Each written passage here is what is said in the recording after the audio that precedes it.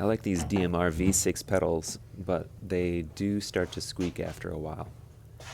The pedal isn't really serviceable because the pedal body is held onto the axle with a rivet instead of a nut. So I'll drill a hole in the end cap and pull it off.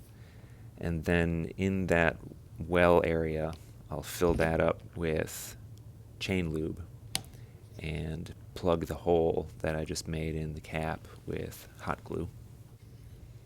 Then I'll put some grease around the outside of the cap before putting it back on the pedal in order to try to keep as much of the chain lube in place as possible so that it can work its way into the squeaky bushings.